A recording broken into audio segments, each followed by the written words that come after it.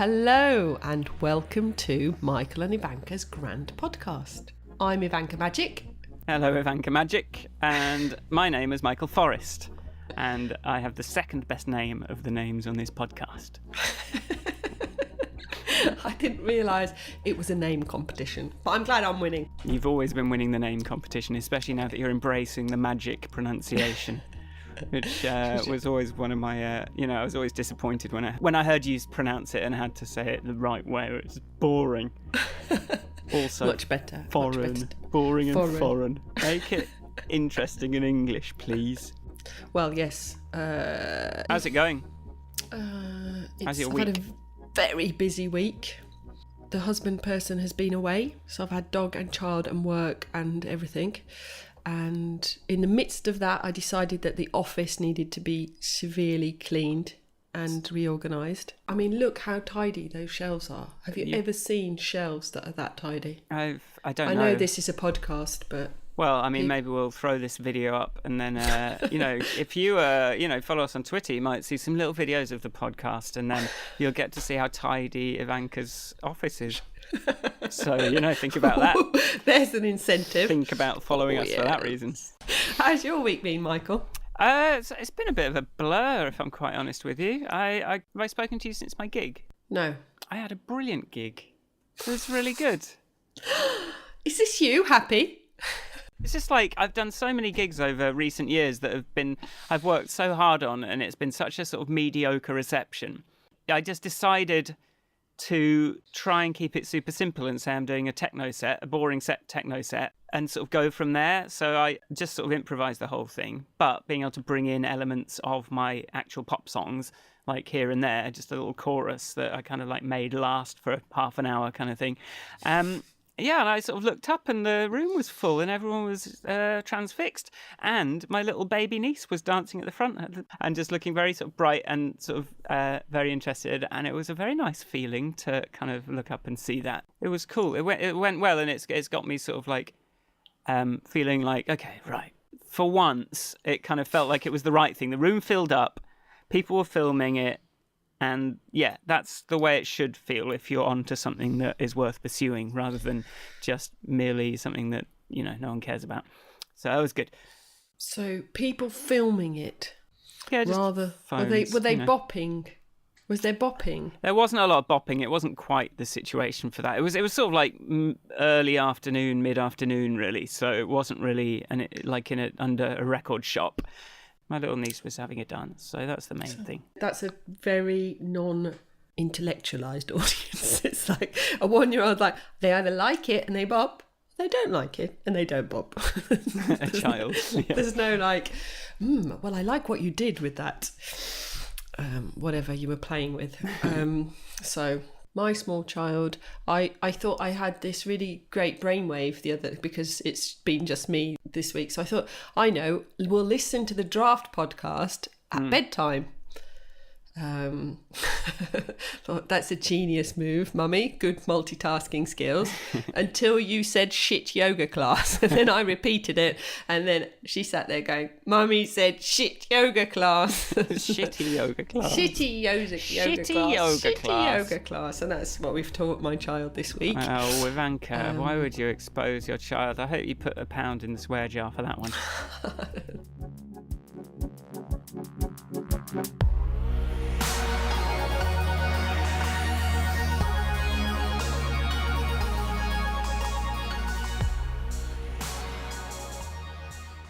Right, so what are we talking about this week?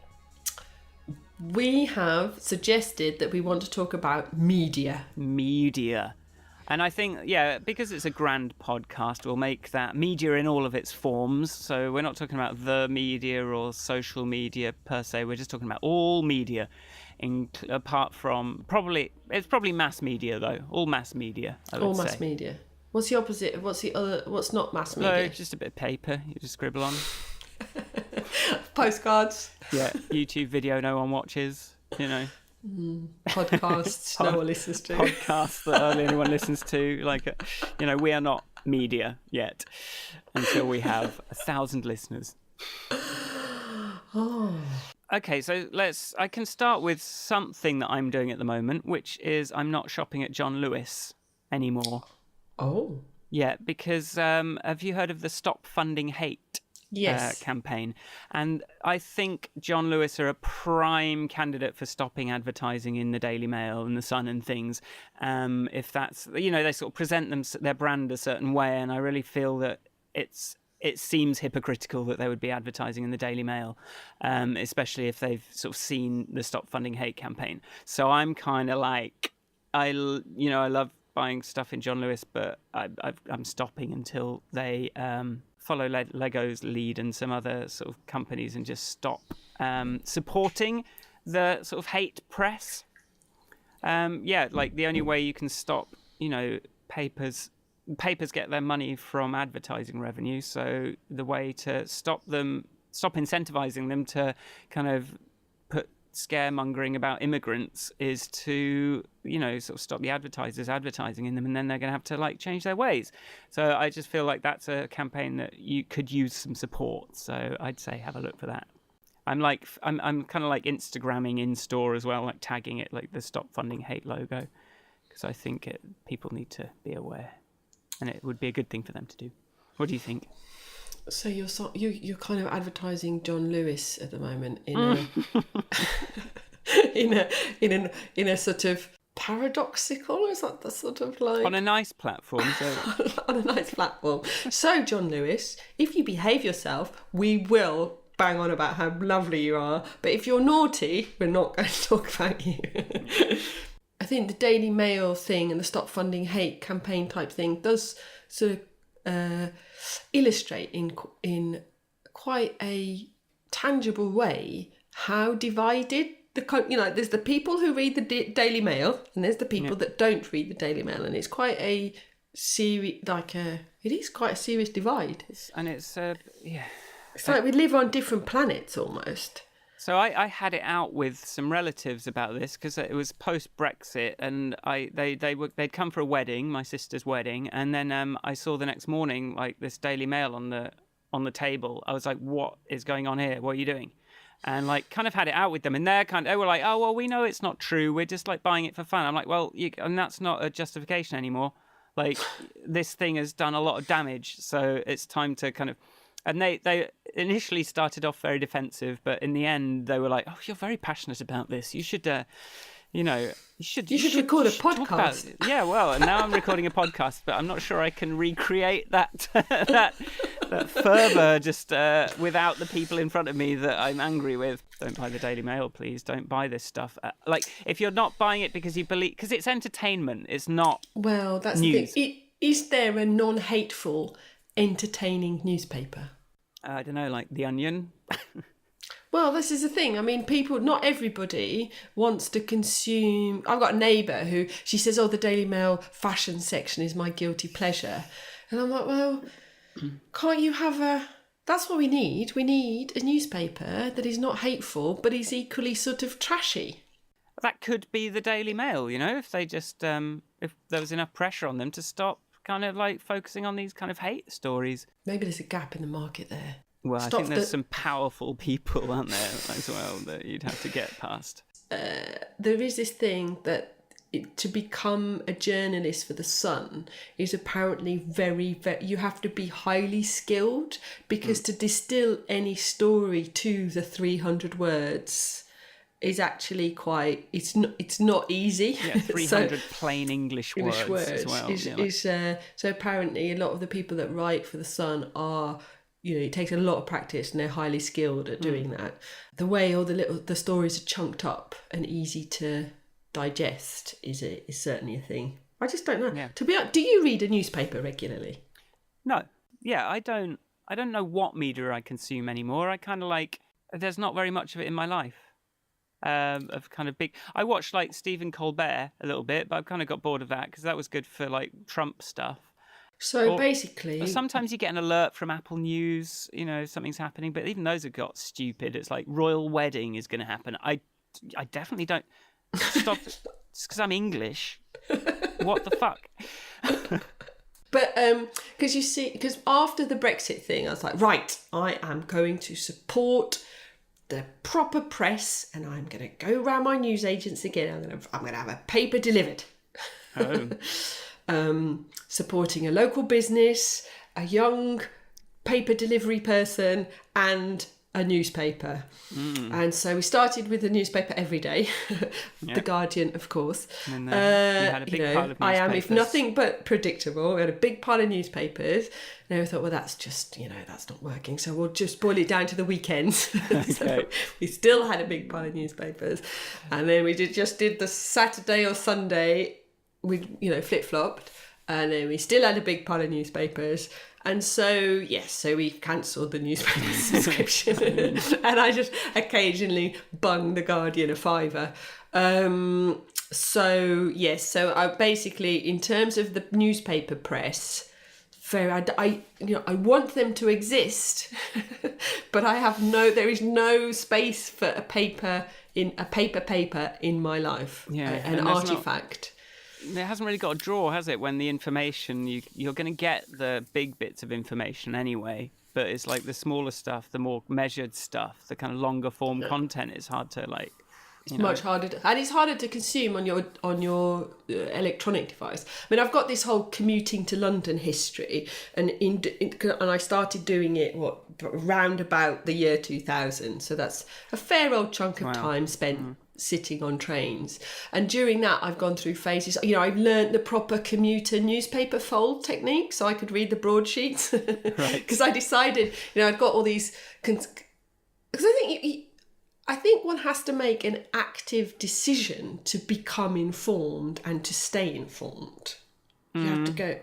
I mean, at one point I started working for a consultancy and I was like, I don't have enough language. So then I got an Economist subscription for a while, and I did read that sort of every week, go through and just become, sort of expand my vocabulary, expand my examples I can give, expand. But I think at this stage in my life, I do not consume my information in paper form. And in fact, reading anything over a certain length on my screen, if it's not a book, but it's just a nice long article or a paper, and by that I mean like a white paper style, a paper on a topic, is actually quite difficult to fit in.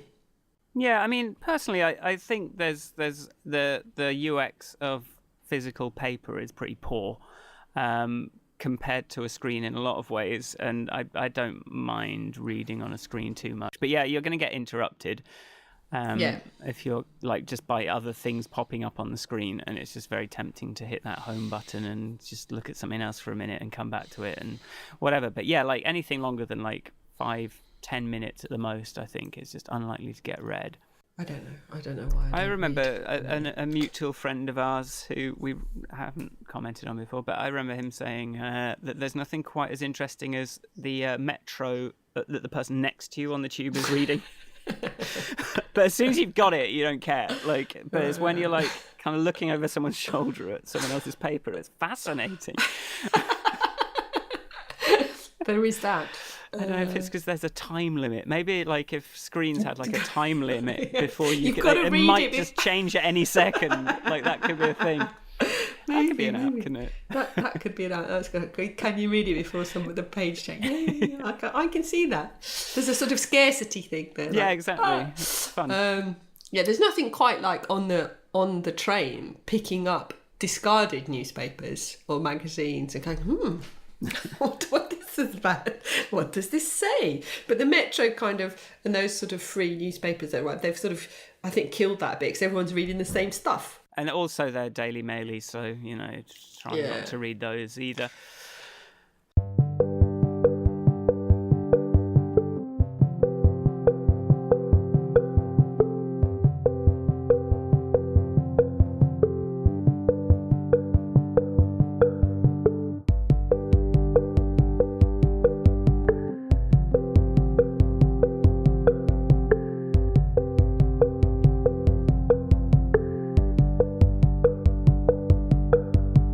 I suppose a lot of my information used to come from listening to Radio 4 in the morning, and that was set to my alarm. But after a while, I just got so sick of it that I just can't even listen to it anymore. because these sort of like the kind of gotcha kind of interviews that they try and do just completely gratuitously will try and start doing this. Well, did you say this? Or did you say this? Or did you mean this? Or did you say... Like, completely kind of worthless sort of, like, one-upmanship journalist. Like, they all want to be Paxman. And, like, yeah, he did that one interview where it was good that he did that, but we don't need to fucking be just a twat every time. Like, just absolutely...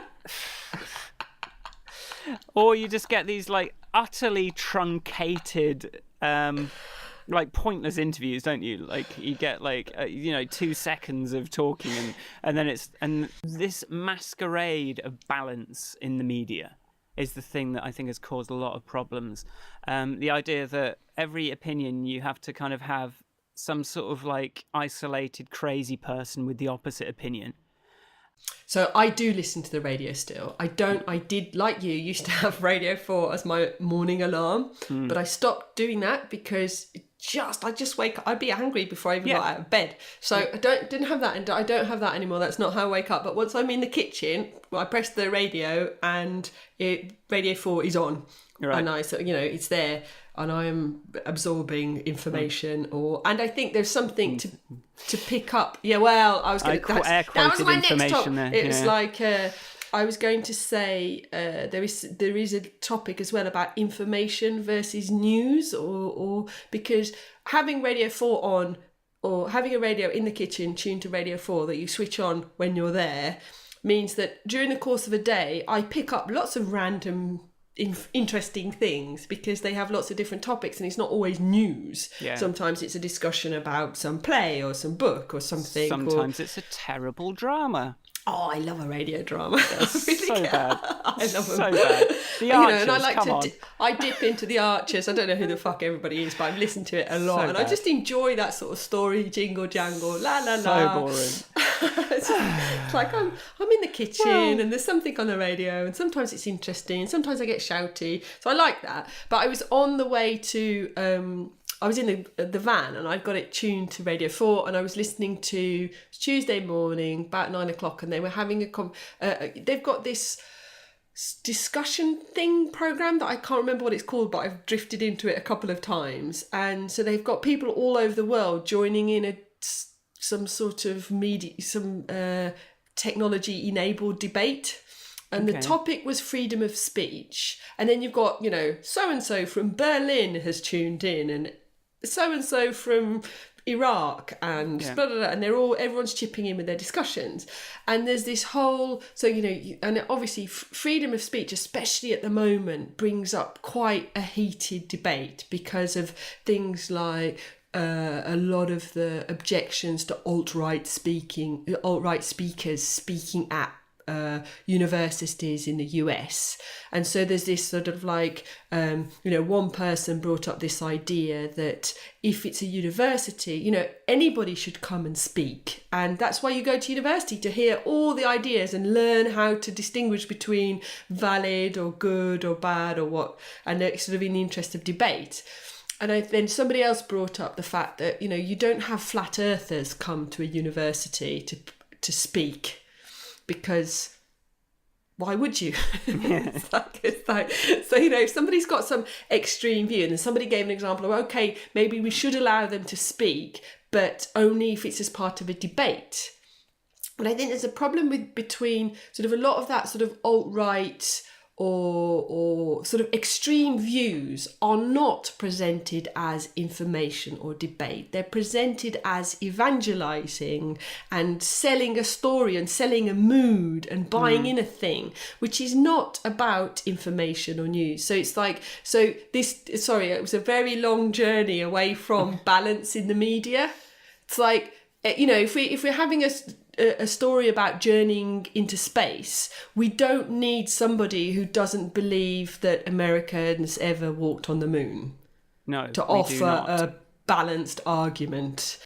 The counterpoint of this is that there are marginalised voices, right? Sort of minority voices that should be given a platform and have been sort of marginalised. So there is absolutely an argument for giving people a platform, but there is a judgment in that. Like, and there is a decision to be made of who is an unfairly marginalized person who needs a platform and who is a crank that needs to be shouldn't be given a platform because everything they say is poisonous and hateful and horrible. Farage.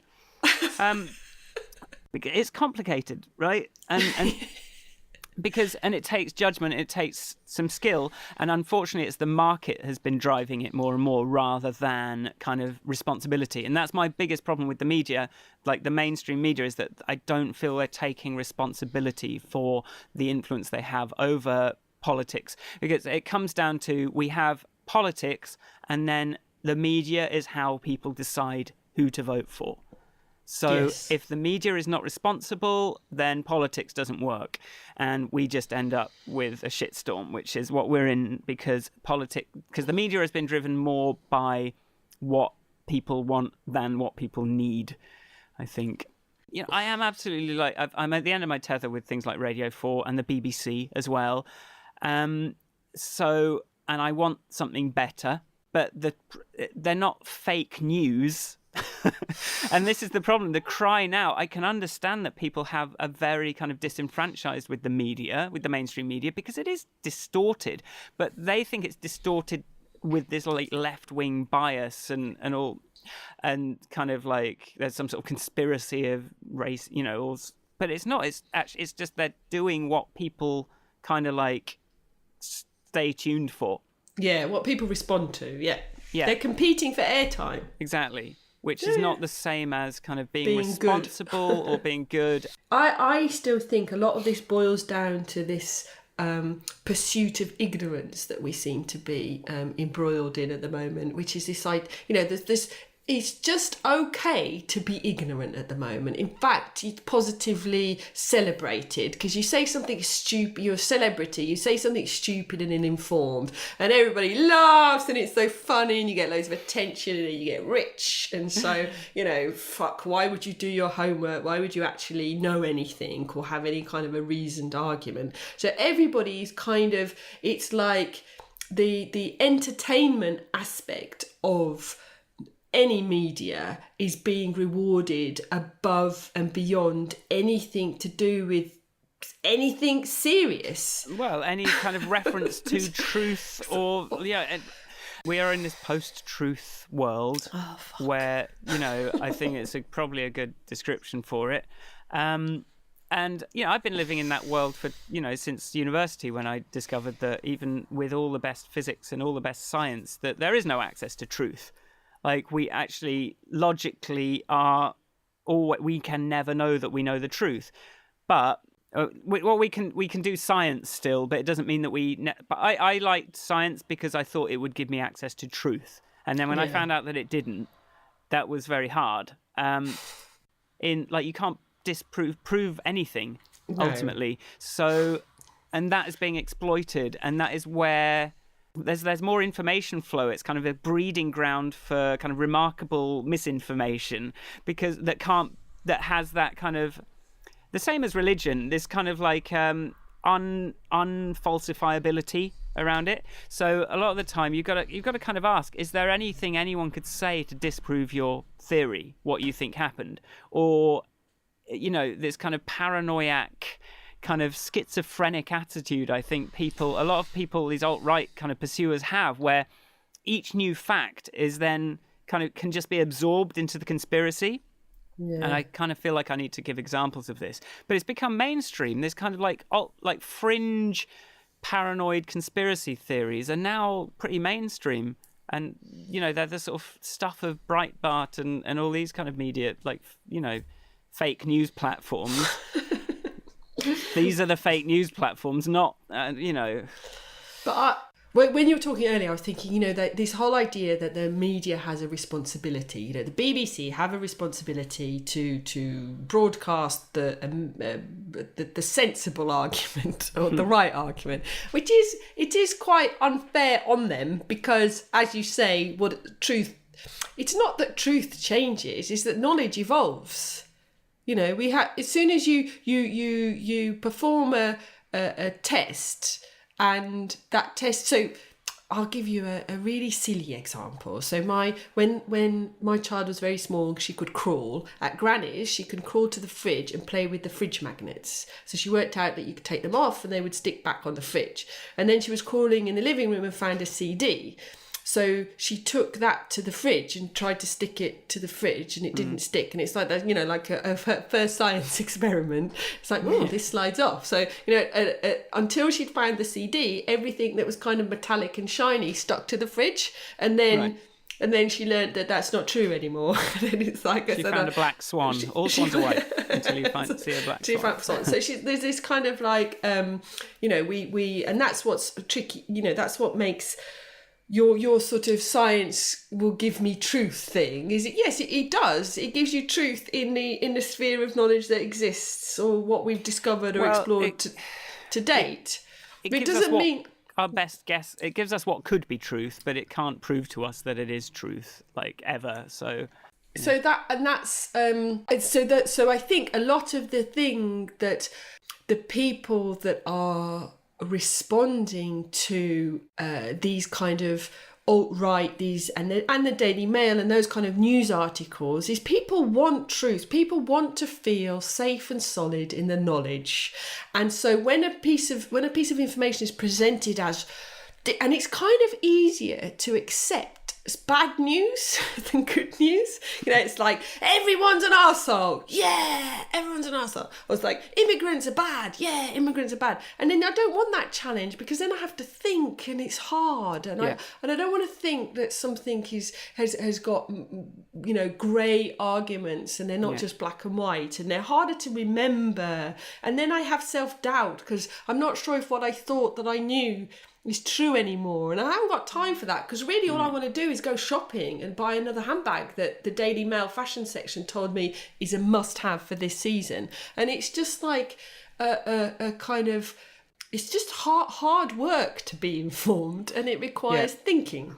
And truth is, the truth is not simple, and it's hard to understand, and you've got to accept that you can't always understand everything, and like, even there are limits to our knowledge about things, which means that responsible media can't really give you those little sound bites and those little snacky things, which kind of, Daily Mail type things can just kind of come out with a fact that is sort of intuitive to you, that sort of agrees with what you kind of suspected, and just, you love it, because it's like, okay, that's easy. And that's where a lot of the problems we've got are coming from. But you see this a lot as well, I think, in work and projects, especially in the public sector, where there's this accountability thing. So people want to be people, like the processes are in place to stop us making mistakes and spending public funds irresponsibly, and that's all good. Yes, I mean, you couldn't really do it another way, could you? There is no other way, except for the fact that except for when it stops you doing anything, because ultimately you don't know if a project is going to work until you have launched it. There's just no, you make a product until it's out there being used. You can use, based on experience, knowledge of technology, of usage, based on activities around comms and marketing. You can do everything you can to make a thing succeed. But shit goes wrong. Yeah. And there is no checklist in the world so comprehensive that can stop things going wrong. So it's like... Yeah, at a certain point, you've just got to kind of go, okay, well, how can we try something quickly and know what our criteria for success or failure is? And just kind of, that's why, the sort of like private sector, like software development practices are all about kind of like iterate and move on. And that kind of gives you different limitations. It means you can only do things up to a certain size. But yeah, like this is crazy that you can get slowed down so much in software, and just think about it in like architecture and things like that. It's amazing anything ever gets built anymore. Well, yeah. I mean, it's like, the fact is, especially with technology projects, is that, I still am amazed by this concept of a 5-year procurement in any sort of, like, buying a software product of whatever, be it on the internet or on a machine, that you're buying for the next 5 years. I mean, GDS did loads of stuff around this, and not signing government digital service when they did a lot of work. But it's kind of it's this idea that you know today where technology is going to be and what you're going to need for the next 5 years. Yeah, is that's just I don't. Is it?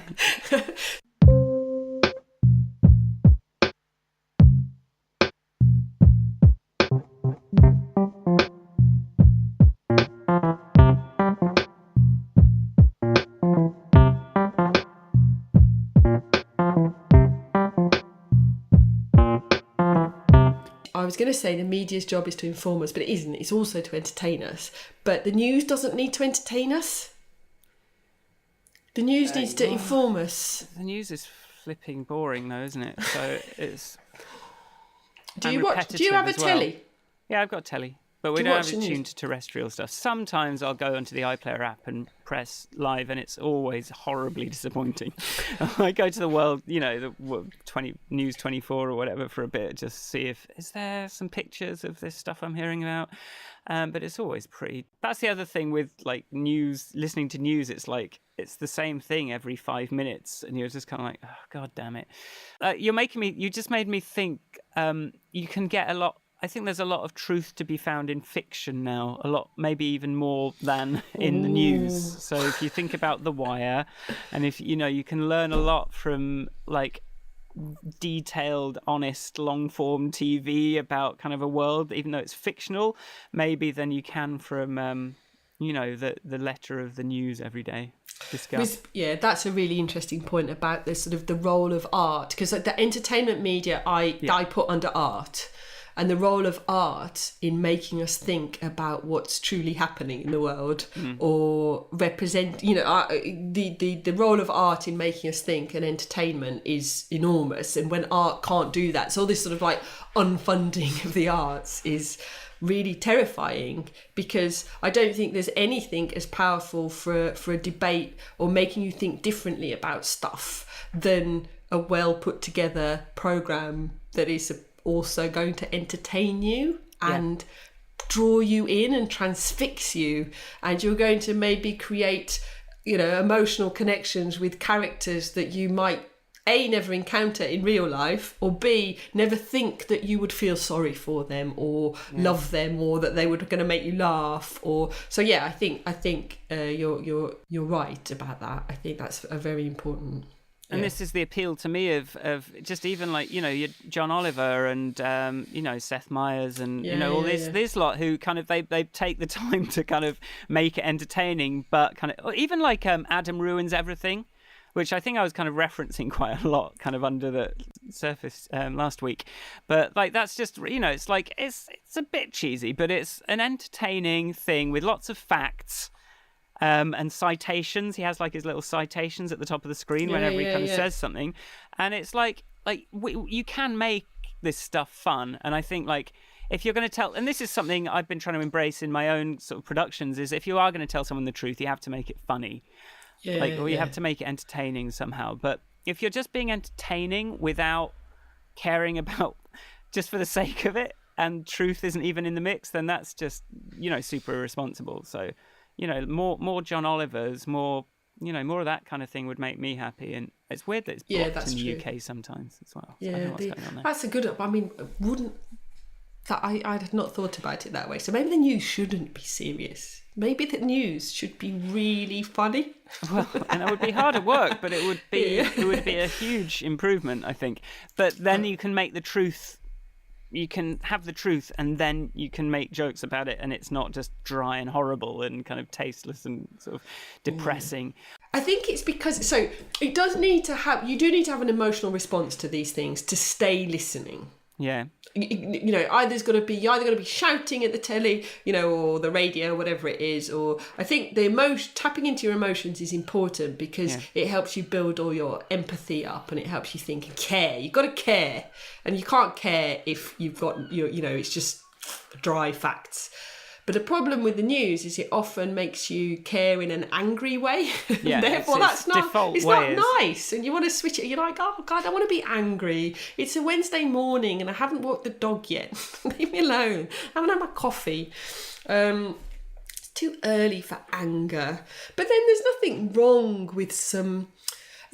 One of the amusing things that happens, I think, with the bicultural aspects of my life is that in Croatia, in Bosnia and Herzegovina, people spend a lot of time speaking really loudly about things that they really care about the news, blah, blah, blah. And, if you don't understand what's going on, it just sounds like everyone's shouting at each other. But having a really robust debate about something can still be funny and fun, even if it's making you angry.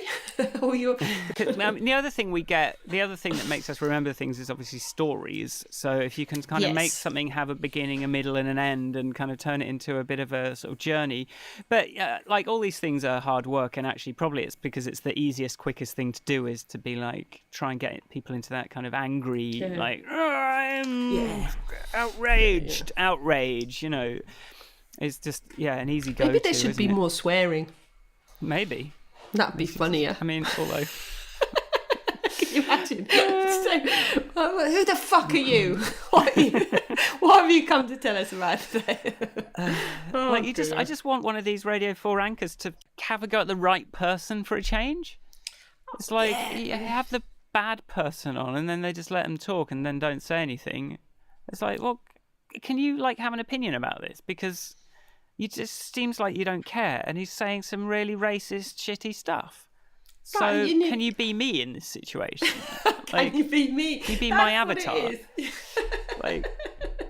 That's what it is. But then everybody's shouting at the thing, feeling like that, and how can they be everybody? Well, I think they have to be somebody, don't they? But they are being somebody. There's no way. They are being somebody, but they're just being somebody very sort of insipid. And so, I mean, you've got to choose the people you like, haven't you? It's like reviewers, and you've got to choose people whose opinions you sort of like. If you can trust something, so you've got to find someone that represents you that's going to then talk to this person. So, I mean, we can talk about Russell Brand even. I've got time for the guy. I haven't watched any of his new sort of. Series. Is he starting telling people to vote yet, or is he still on the not vote? Was he on the not? Well, he was. It was always a bit more complicated than that, and I think he did realise he needed to take a bit more. Because I was kind of like, I mean, I totally hear what you're talking about, and I don't think Paxman did anything to provide an alternative, a view that was kind of understood what he was saying. But my idea is my problem with that is I think there should be more voting. I think it's kind of too few and far between opportunities to affect things, given the technology we now have that could support a little bit more interaction. But also, the trouble is the more of a voice you give the public, the more they need to be informed on their voice. The more of a voice they'll have. And it's so if you don't have the responsible press and media to go along with that increased say, then you end up with Brexit. You just end up with uninformed people changing something that they don't understand. So it's quite interesting what you said about I want them to be me, I want them to be my avatar, and ask the questions that I would ask. And I think it's kind of a question of saying, and this is what's tricky with the Daily Mail thing, and that's sort of the hate media, is because we sort of find the people that we... Like you say, with the reviews, you find that sort of review, you go, generally the thing that they say, if they like it, I know I'll like it because our tastes seem to kind of align in some way. So you sort of find those people. And it doesn't feel like on the radio or in the news, there's a big enough range of people providing us news with a big enough range of experiences. So therefore, I have to say, even though I listen to the Today programme, most mornings, I am sorry to confess to people who work very hard on the programme, I don't know who they are, and I don't know why that is. I'm curious, but I'll think about that another day. But I think we've not got, so you're either listening to this Today type voice or reading The Guardian or whatever you are, or you're listening to Mail. But what I wonder is what is it that's so fearful inside you that makes you feel like this Daily Mail avatar best represents the way you want to question the world. Well, if you're feeling unhappy, you're going to gravitate towards the thing that amplifies that. Or does that make sense? Yeah. I don't know. I think it's like I feel a bad way. Oh, they've just explained to me while I feel, because a lot of the way we kind of work is we feel a certain way and then we kind of post-rationalize it logically. And I guess the press, if you know, the Daily Mail kind of gives you something to blame your bad feelings on, and which just absolutely is why it's so poisonous, because that's not who you should be putting, like blaming the weakest people for your problems rather than the people with the most power, placing people's anger at the opposite end of the spectrum that it should be pointed at.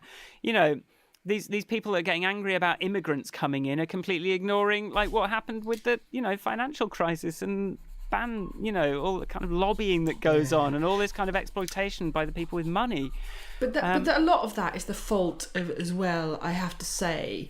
If we take people like the Labour Party are not very good at owning their own narrative. They're not very good at arguing. They don't have they don't have the influence and not as clever, and people, you know, it's kind of somehow the headline we've allowed it to get hijacked by people who don't have our shared interests at heart. You know, the whole Brexit campaign, the whole way that was won, that was the few, few for the few. You know, they're not the few for the many or the many for the many. That was the few for the few winning some bullshit. Yeah, the people that voted for it were the last people that were going to benefit from it, right? Like, the only people that might benefit from it were this kind of very small elite, and they've been hoodwinked, because they're not informed enough, and they've not been taught how to question what they're being told. And then we tell them that we're sort of sit there in our conversations and define them as stupid, and then they go, fuck you, I'm not stupid. I wouldn't ever want to resort to that argument. I think it's the responsibility of the press to not kind of put that stuff out there in the first place, because if it's there, people are going to gravitate towards it because it's the only thing that claims any sort of truth perspective. The only thing that says, here is a fact that is true, and you can tell it's true just because it sort of like feels like it's true. I was just going to say, like, when you were talking, I mean, I'm not huge into the sort of politics thing, but Labour owning their narrative, have you like... I kind of like Corbyn, but some of his speeches that I've heard where he's obviously had some sort of like PR kind of coaching of some sort, or they've come up with some like like when he was going like bargain basement Britain like over and over again, and it was kind of embarrassing.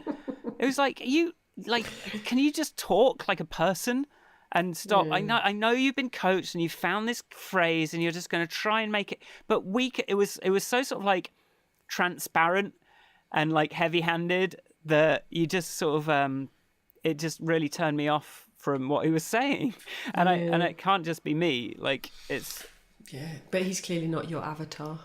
No, he's not. But I mean, I thought I found there was something romantic about going back to an old-fashioned, like, you know, idealistic view, like principled view of politics. Like, at least if you've got a principle, you're kind of like, I don't care if he flip-flops if I trust that his principles are remaining intact. Right? It was more that it was this kind of really shallow, kind of repetitive, like, I've got this marketing catchphrase that I'm going to keep trying to throw in, and it just felt really kind of unsophisticated, and we are much more used to a higher, like, our advertising defences have been, like, British advertising. You go to other countries and it seems really, like, heavy-handed and, like, stupid, and we've really kind of turned advertising into this fine art of just the right level of self-awareness and kind of all this stuff, and then like politicians are kind of like a few steps under that, and it's fine if they're doing their thing, but when they try and do that thing, it's embarrassing. And I see. And I want people to be people, and that's Trump's power, is that he seems like a person next to every other kind of person in politics that just doesn't seem like a person, because they're so cagey about what they will and won't say, and they're so cautious, and where he just says whatever the hell comes into his mind, and people love it, because and imagine, it would be nice if it was a proof of concept for just say what you believe, person who actually has principles and actually has some intelligence and skill, and just like it will sort itself out and you'll be a person, because people can see through that more and more than they ever could, I think. I'm going to flip back to art for a second. Okay. And the fact that my life is now filled much more with animated movies that are made for a younger audience. Yes. And I watched Happy Feet in the week, and that made me cry at the end. I was like, because the one thing about children's movies is that they do have. It's like I watched Inside Out as well, because after in the happiness episode, you talked about that. It's just brilliant, but they all have a very deliberate opinion and a story, and it's not just made. Hey, children, look, shiny things running around. There is a story. Even bloody Trolls. Trolls, I haven't seen that one, thankfully. Even Trolls says, don't. Putting things in your mouth is not going to make you feel happier. Good message. You can't eat things to feel happy. But that's what I was thinking was like the fiction media takes 100 times more accountability than the so-called like news media. They are very careful about what message they want to send when they're creating something. They're very conscious of that, and they know they have a lot of responsibility as well. And yes, there is still a lot of problematic representation of sort of Arabic people and Indian people. There's a lot of kind of minority races kind of typecast into certain types of I think 24. If you look back at it now, there's a lot of sort of brown people that are terrorists. So there is a lot, but actually, a lot of it is kind of way ahead of the curve in terms of taking responsibility for what they're putting out there. Yeah. And I think that maybe actually what we want is a non-balanced media. No, we definitely want a non-balanced media. Balance is It's like equality. It's in this world where we're striving towards equality. Yes. It makes us feel like we need to let everybody have a say, and we need to make sure that in order for there to be debate, there has to be everybody represented, and it has to have balance. Feels like a good thing to have when you're striving for equality. But in order for there to be balance, in order for there to be balance, you need opinions to be debated so that they can evolve and people can learn from them. You can't just go, here's a selection of facts. I don't know what I want you to think about them. It's there has to be, in every debate, you have to have a position. If you are telling us a news story, be more overt about the opinion or the position you're standing on. We are reporting from this area. It's not good. It's a bit horrible out here. It's a bit shitty out here. And it is here's Nigel Farage with his opinions, which we frankly think are pretty racist. Here's what a racist looks like. Now talk. Just do that. Or just have a thing. Nigel Farage, British racist, could be his tagline at the bottom. White cisgender. Just a list of white tags. Male racist tag. He has been. It's difficult, yeah. And to not have opinion just lets the kind of natural biases kind of the way we perceive things kind of shine through more, and so inevitably the more appealing will be the more irresponsible kind of person on that stage.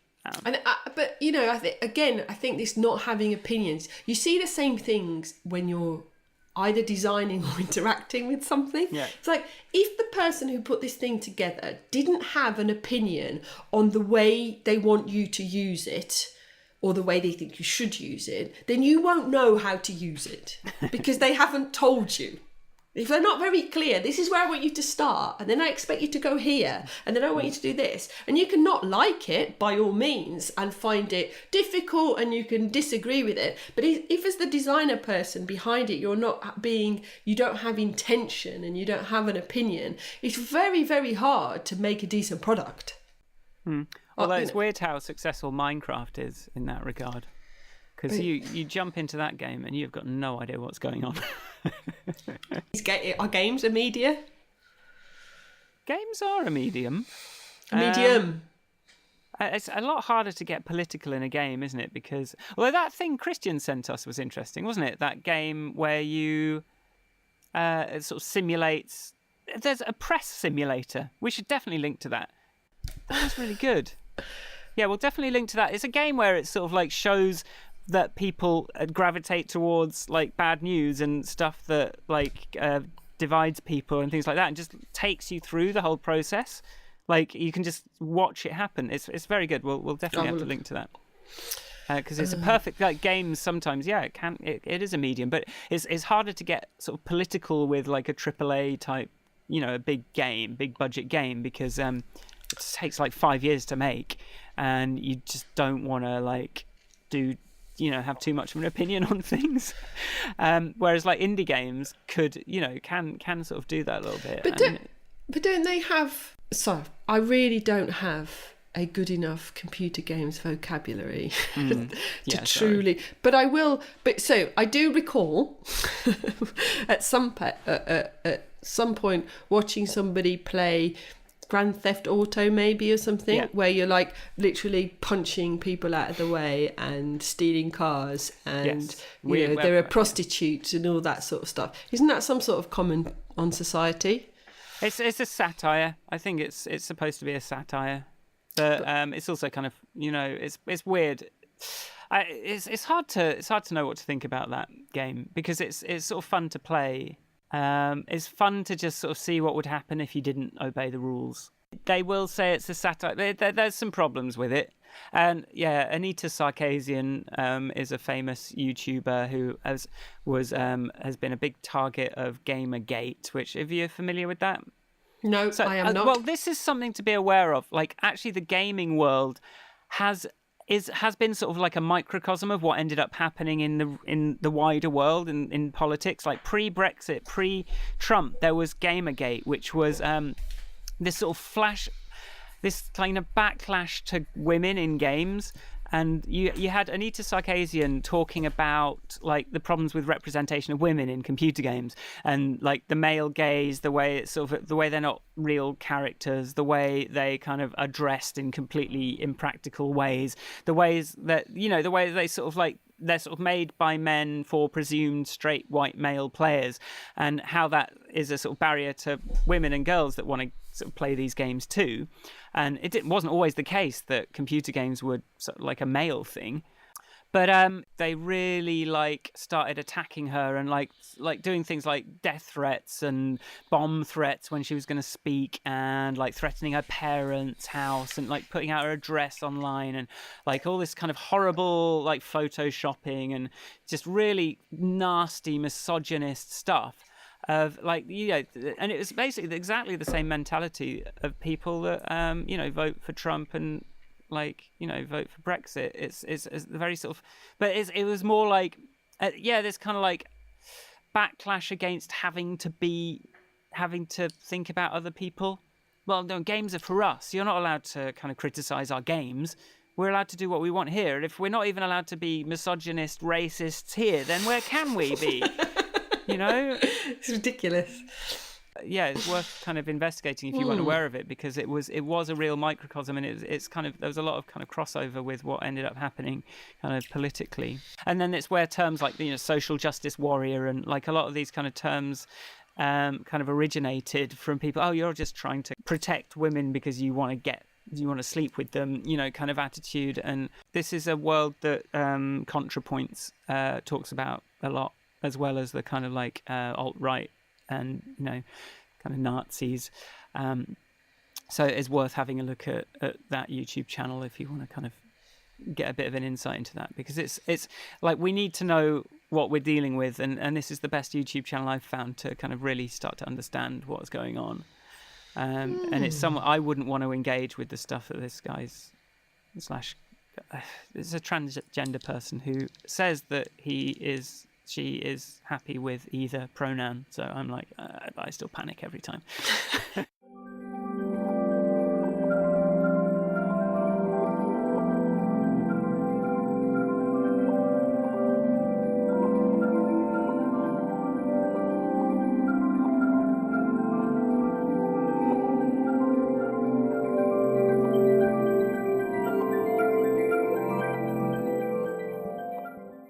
What have we learnt today?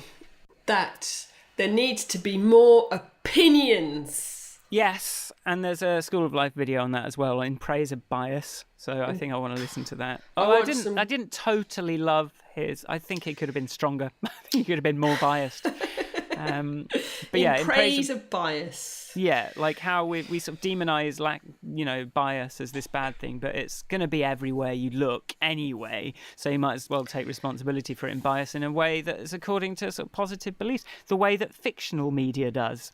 So yes, opinions, please have them. Yeah. Allow them to be challenged. We're talking to the media when we're saying this. Yeah, please. But have also some when you're opinions listening. But also when you're listening to stuff, find your avatar. Find the person who represents you in the press and go with them, but not if it's that Breitbart guy or whatever his name is, Infowars guy. Or that blonde woman, that hateful woman. Oh gosh, yeah. There's a sort of like balance to be found there's a balance to be found between balance and responsibility, and you have to factor power into those decisions you make. I think that the dangerous thing is when the sort of the power that the person already has is not taken into account, that you end up giving Nigel Farage a platform. Farage. Yeah, I still don't know why he ends up on telly so much. Where's my MP Caroline Lucas, who is most definitely a good egg? Don't get on telly as much, does she? She needs to be more racist. She needs to oversimplify things more. Yeah, oversimplify. Yeah, maybe she should just start chanting "the planet is burning" or something. It's not her fault. It's the radio's fault. Well, that video you put out yesterday, that was a good one, wasn't it? That bar chart that just goes red. We're a bit fucked, aren't we? I'm surprised at how engaging this topic has been. Really? I don't know why I am. It's like conversations flowed. Is this because of mood or is this because of topic? I think the topic is rich. We haven't even got onto Twitter. That's going to have to be another one. I was going to talk about some Twitter stuff, but that can be another day, I think, because that's a whole subject, and it's social media, I guess, could be its own subject. Right, thanks very much for listening to our podcast. If you liked it, you can find me at Michael Forrest and my music on michaelforrestmusic.com. You can find me at Ivanka on Twitter and ivanka.blog. And you can find us both and our podcast and all the links. We always put the links in for the stuff it's annoying. It's a bit of extra work for us, but we do always try and find our citations. But if you go to grandpodcast.com, you can subscribe to our podcast there, and also have a leaf through some links as well. And you can email us hello@grandpodcast.com too if you want to. I don't know why yet, but please do anyway. We'll make us send feel us loved. more links. Send us things to either help us reinforce our opinions or question our opinions. We're up for that. Yes, please. All right. Well, we'll see you next week, dear listener. Bye. Bye. Bye. Bye.